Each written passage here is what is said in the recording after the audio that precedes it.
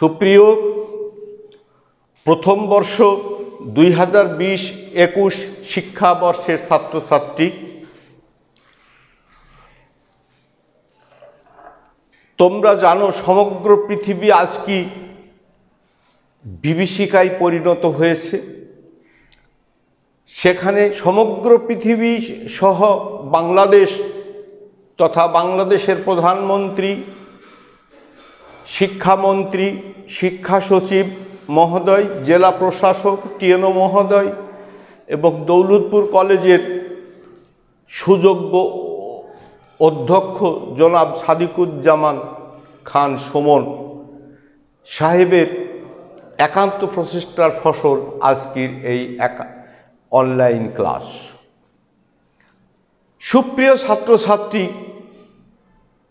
তোমরা দূরে নিকটে বসে যেখানে বসে এই অনলাইন ক্লাস উপভোগ করছো, আজকে এই মুহূর্তে তোমাদের পরিচয় নিয়ে আমার পক্ষে একটু সমস্যা।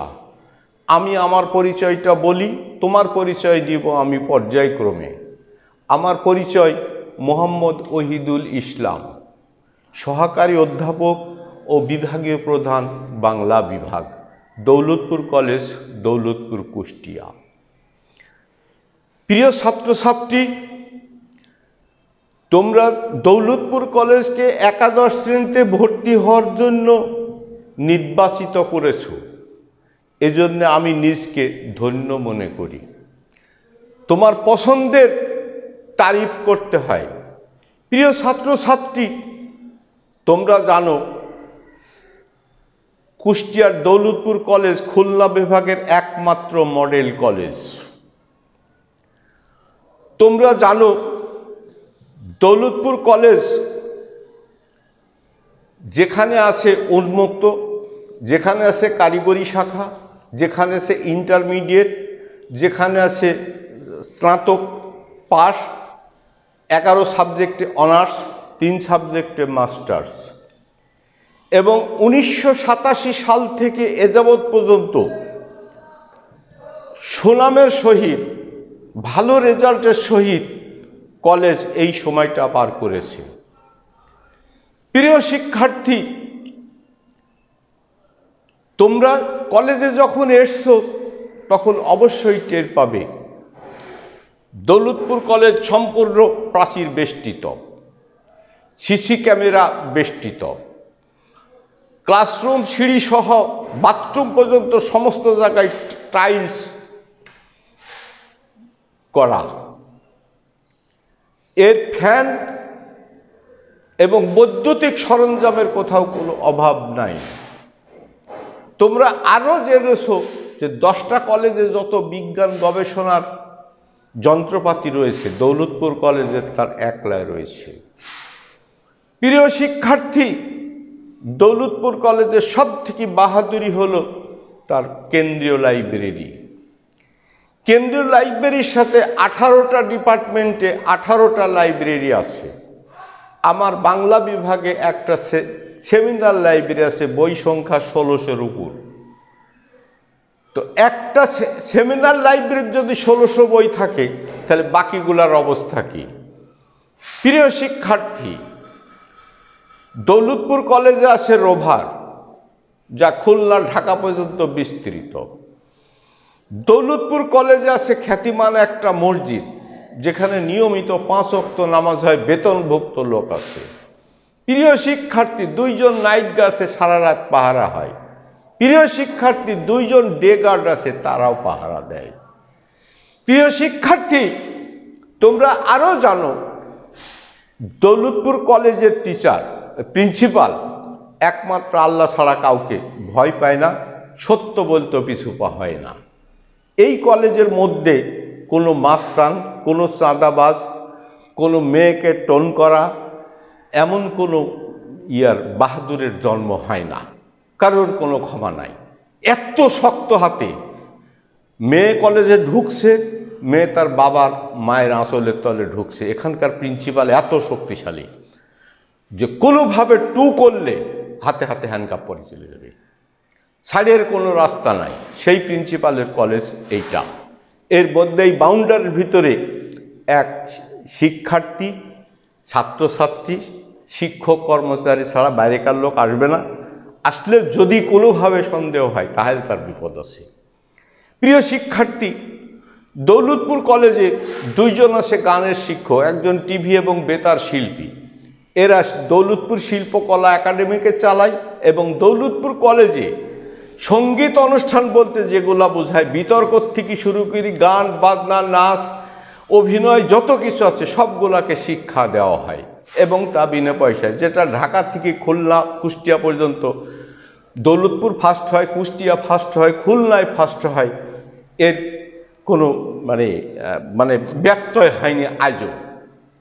প্রিয় শিক্ষার্থী, দৌলতপুর কলেজ, আমি বাংলা বিভাগের চেয়ারম্যান, আমার অধীনে টিচার আছে 13 জন।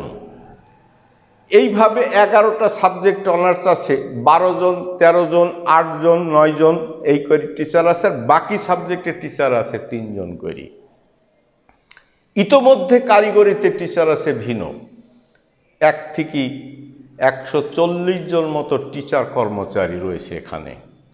একটা সাবজেক্টে ন্যূনতম 3 জন টিচার। এবং আমার টিচারি অভিজ্ঞতা 34 বছর। প্রিয় শিক্ষার্থী, আজ কি তোমরা আমার সন্তানের মতো। তুমি দৌলতপুর কলেজকে চয়েস দিয়েছো। সব জানিয়ে কথা বলতে পারবো না, তবে চেষ্টা করব তোমাকে জানানোর জন্যে, এবং দৌলতপুর কলেজকে ভিন্নতা এইটা আমরা প্রমাণ করব। আমার ছাত্রছাত্রী পরীক্ষা দিয়েছে ভেড়ামারায়, সেন্টার ফার্স্ট হয়। কুষ্টিয়ায় দিলে প্রচুর ভালো রেজাল্ট করে, কুষ্টিয়া জেলার মধ্যে রেজাল্ট ভালো করে দৌলতপুর কলেজ, অনার্সের ছেলে মেয়ে, মাস্টার চেরও তাই। প্রিয় ছাত্রছাত্রী, বাংলাদেশের সকল উন্নত শিক্ষা প্রতিষ্ঠানে আমাদের ছাত্র রয়েছে এবং দৌলতপুর থানার সকল স্কুল, কলেজ, মাদ্রাসা, সকল প্রতিষ্ঠানে আমাদের ছাত্র রয়েছে। আমাদের ছাত্র সেখানকার টিচার। প্রিয় শিক্ষার্থী, আজকে আমি এইটা গর্ব ভরে বলতে চাই যে বহু শিক্ষা প্রতিষ্ঠান, বহু জায়গায় ঘুরলাম, কিন্তু দৌলতপুর কলেজের মতো এত শক্ত প্রশাসন, এত শক্ত আইন কাঠামো, এত সুশৃঙ্খল পদ্ধতি, এত সুশৃঙ্খল অবস্থা যা অন্য জায়গায় নাই।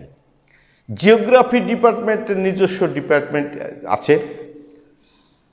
খেলাধুলার যে ক্রীড়া শিক্ষক, তার নিজস্ব দপ্তর রয়েছে সরঞ্জাম সহ, সমস্ত দপ্তরের নিজস্ব সরঞ্জাম দ্বারা পরিচালিত এবং নিজস্ব তহবিল। অধ্যক্ষ মহোদয় সমস্ত দপ্তরের ভিন্ন ভিন্ন তহবিল দিয়েছেন। টাকা তহবিলে জমা হবে, 600 ডিপার্টমেন্ট পরিচালনা করবে, প্রিন্সিপাল তার হিসাব দেবেন।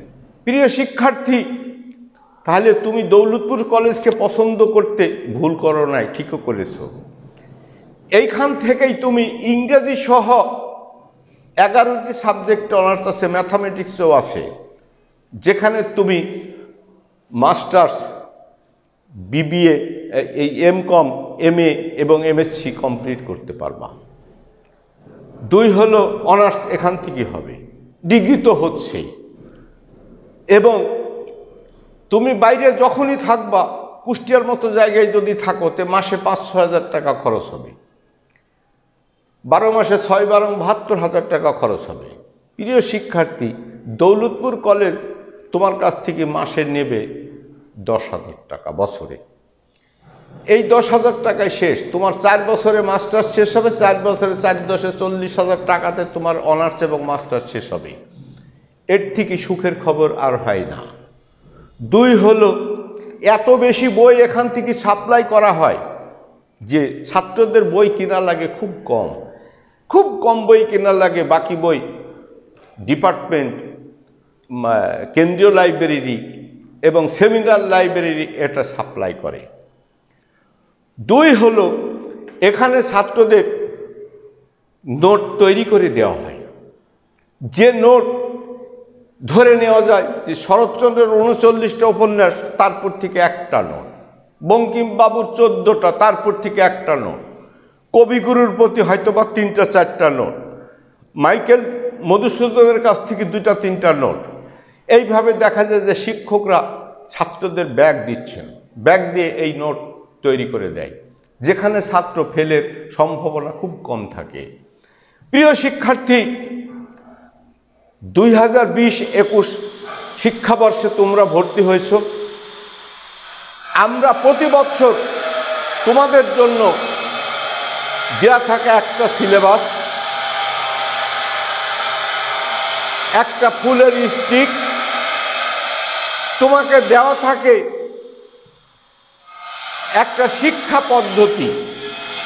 শিক্ষা পদ্ধতি বলতে গেলে 2 বছরের কয়টা পরীক্ষা, কোন কোন সালের কোন কোন তারিখে নেবে, কোন সময় টেস্ট পরীক্ষা হবে, কোন সময় বার্ষিক পরীক্ষা হবে, তারপরে তুমি ক্লাসে কতটা হাজির আছো, এই সবগুলো অনলাইনে।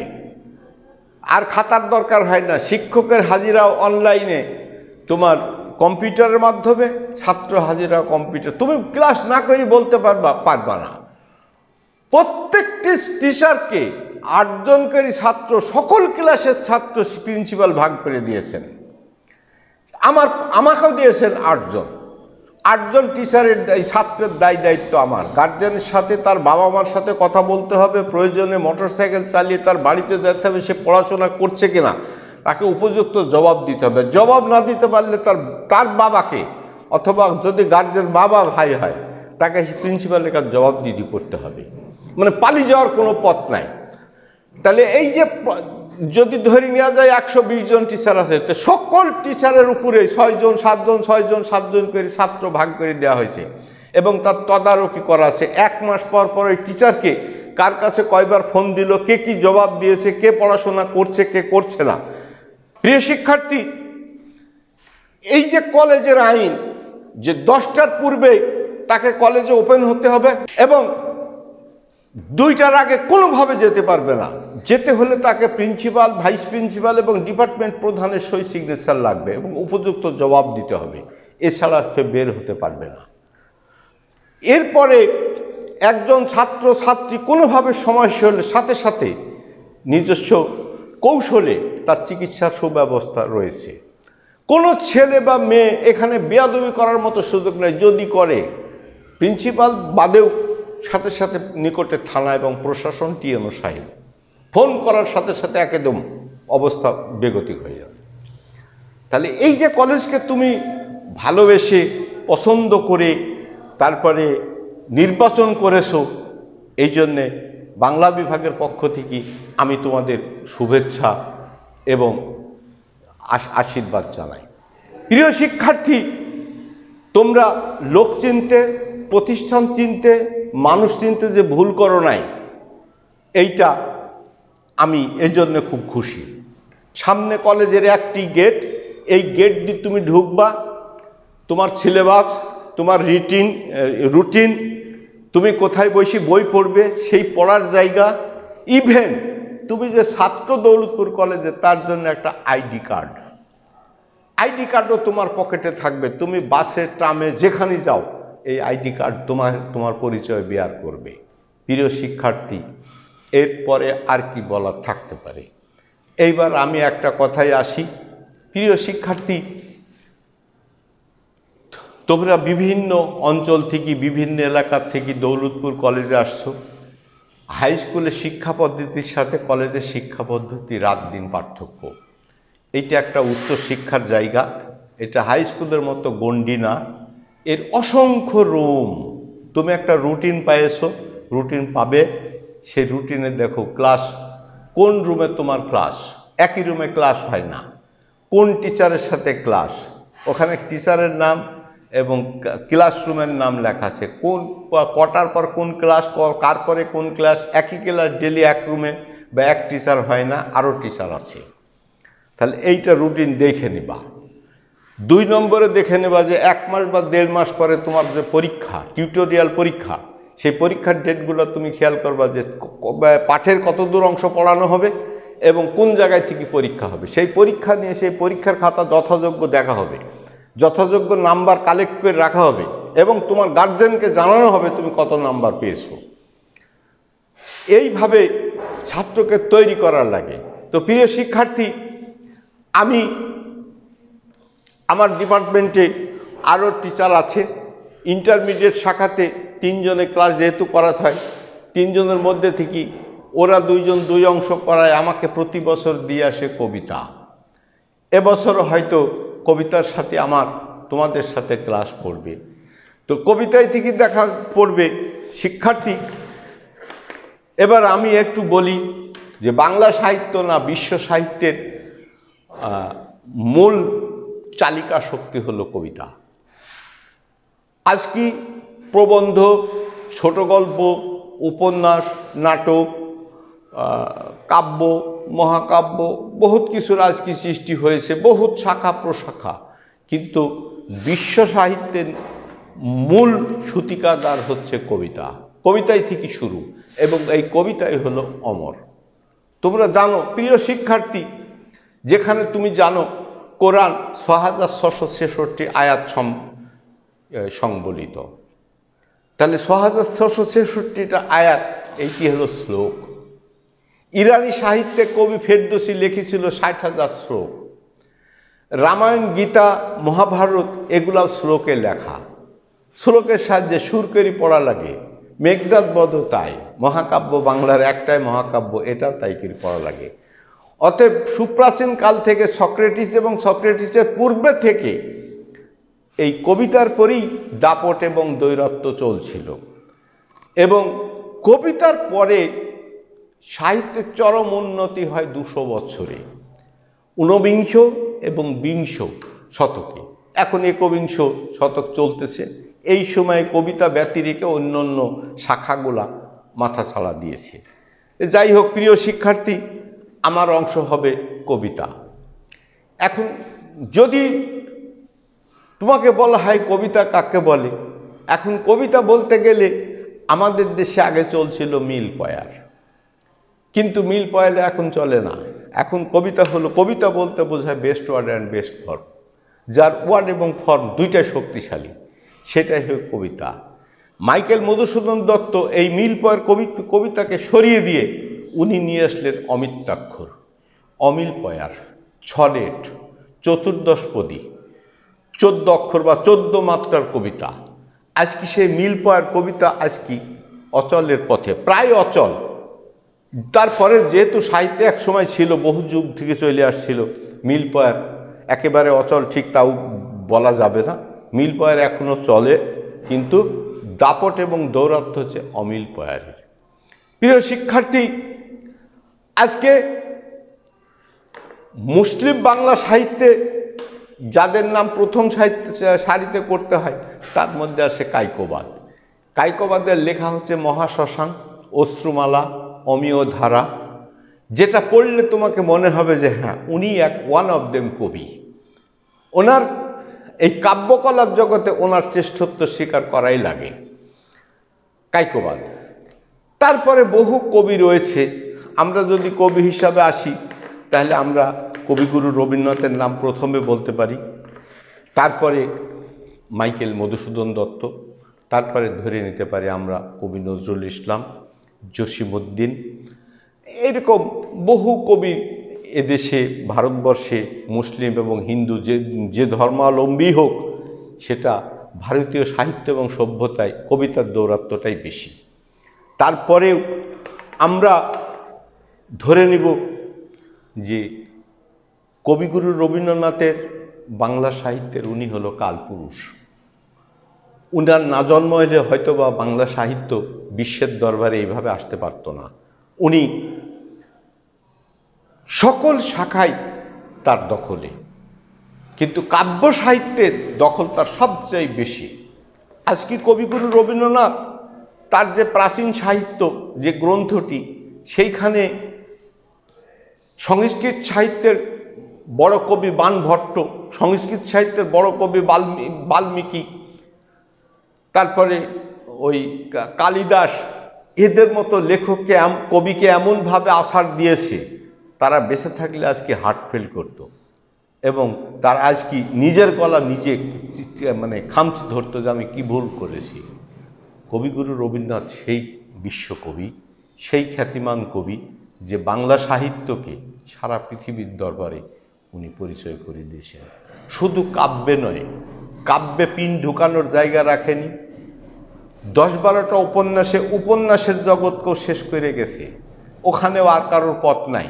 বঙ্কিমবাবুর মতো লেখক যেখানে বোল্ড আউট হয়, সেখানে দাঁড়িয়ে আছে একমাত্র রবীন্দ্রনাথ। নাটকের জগতে শচীনচন্দ্র সেন, গিরিশচন্দ্র ঘোষ, ডিএল রায়, এদের মতো নাট্যকার রবীন্দ্রনাথের কয়টা নাটকের কাছে একদম শুয়ে পড়েছে। তার একটার নাম বলি, সেইটা হচ্ছে বিসর্জন। রবীন্দ্রনাথের কাছে ওই সব ছোটোখাটো কোনো লাভ নেই। তবে আজ পর্যন্ত অনেক কবি, অনেক সাহিত্যিক, অনেক লেখক, অনেক প্রবন্ধকার রবীন্দ্র স্রোতের সাথে গা ভাসিয়ে হারিয়ে ফেলেছে নিজস্ব স্বকীয়তা। তার মধ্যে টিকে আছে, যেমন কবিগুরু হচ্ছে প্রাকৃতিক সৌন্দর্যের কবি। উনি অত্যন্ত মহাজ্ঞানী লোক, মহাগুণী লোক, যে প্রাকৃতিক সৌন্দর্যের কখনো উদয় এবং বিলয় হবে না। তার পাশ কাটিয়ে কবি নজরুল ইসলাম, উনি মানুষের কবি। উনি এসে লিখলেন শ্রমজীবী মেহনতি মানুষের পক্ষে দাঁড়িয়ে। জসীমউদ্দীন এসে লিখলেন পল্লী মানুষের জীবন কাহিনী নিয়ে। এইরকম অনেক কবি আছে যারা কবিগুরু রবীন্দ্রনাথের পথ বাদেও ভিন্ন ভিন্ন পথ এবং মতে সামান্যতম অবস্থান হলেও দাঁড়িয়েছে। প্রিয় শিক্ষার্থী, আমি পর্যায়ক্রমে অনলাইন ক্লাসে আসব। তোমরা একটু কষ্ট করে এই অনলাইন ক্লাসটা একটু শুনবে, লিখবে এবং জানার চেষ্টা করবে। অবসর সময়ে লাইব্রেরি কার্ড করে নিবা, প্রিন্সিপালের সাথে বসে সিগনেচার করে নিয়ে লাইব্রেরি, সেমিনার লাইব্রেরি এবং কেন্দ্রীয় লাইব্রেরি থেকে বই উঠাবা, শিক্ষকের সহযোগিতা নেবা। যেহেতু করোনার কারণে আমরা সবাই কোণঠাসা, তারপরে তুমি যে ভর্তি হয়েছো, তুমি দৌলতপুর কলেজের ছেলে, দৌলতপুর কলেজের মেয়ে, প্রিন্সিপালের ছেলে, প্রিন্সিপালের মেয়ে, আমাদের ছেলে মেয়ে তোমরা। অতএব তোমার দরজা খোলা, আজ হতে তোমার দরজা খোলা, তুমি দৌলতপুর কলেজের ছেলে এবং মেয়ে। এই বলে আজকের ক্লাসের আমি সমাপ্তি ঘোষণা করছি। তোমরা সুখে থাকো এবং করোনার হাত থেকে মুক্তি পাও, এ কামনা করেই শেষ করছি। আল্লাহ হাফেজ।